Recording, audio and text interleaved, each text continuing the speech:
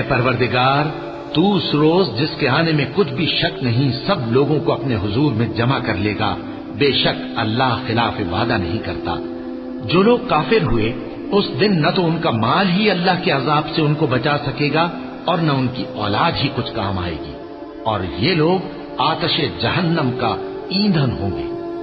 ان کا حال بھی فرعونیوں اور ان سے پہلے لوگوں کا سا ہوگا جنہوں نے ہماری آیتوں کی تکذیب کی تھی، تو اللہ نے ان کو ان کے گناہوں کے سبب عذاب میں پکڑ لیا تھا، اور اللہ سخت عذاب کرنے والا ہے۔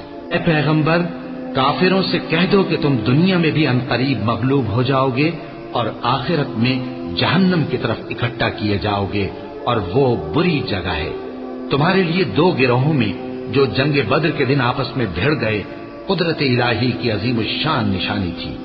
ایک گروہ مسلمانوں کا تھا، وہ اللہ کی راہ میں لڑ رہا تھا، اور دوسرا گروہ کافروں کا تھا، وہ ان کو اپنی آنکھوں سے اپنے سے دگنا مشاہدہ کر رہا تھا۔ اور اللہ اپنی نصرت سے جس کو چاہتا ہے مدد دیتا ہے۔ جو اہل بصارت ہیں ان کے لیے اس واقعے میں بڑی عبرت ہے۔ لوگوں کو ان کی خواہشوں کی چیزیں یعنی عورتیں اور بیٹے اور سونے اور چاندی کے بڑے بڑے ڈھیر اور نشان لگے ہوئے گھوڑے اور مویشی اور کھیتی بڑی زینت دار معلوم ہوتی ہیں، مگر یہ سب دنیا ہی کی زندگی کے سامان ہیں، اور اللہ کے پاس بہت اچھا ٹھکانہ ہے۔ اے پیغمبر، ان سے کہو کہ بھلا میں تم کو ایسی چیز بتاؤں جو ان چیزوں سے کہیں اچھی ہو؟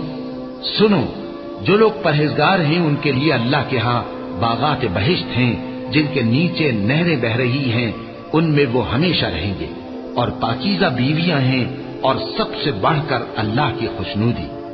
اور اللہ اپنے سب بندوں کو دیکھ رہا ہے جو اللہ سے التجا کرتے ہیں کہ اے پروردگار، ہم ایمان لے آئے سو ہم کو ہمارے گناہ معاف فرما اور ہم کو دوزخ کے عذاب سے محفوظ رکھ۔ یہ وہ لوگ ہیں جو مشکلات میں صبر کرتے اور سچ بولتے اور عبادت میں لگے رہتے اور نیکی میں خرچ کرتے اور اوقات سحر میں گناہوں کی معافی مانگا کرتے ہیں۔ اللہ تو اس بات کی گواہی دیتا ہے کہ اس کے سوا کوئی معبود نہیں، اس حال میں کہ وہ انصاف کا حاکم ہے، اور فرشتے اور علم والے بھی گواہی دیتے ہیں کہ اس غالب حکمت والے کے سوا کوئی لائق عبادت نہیں۔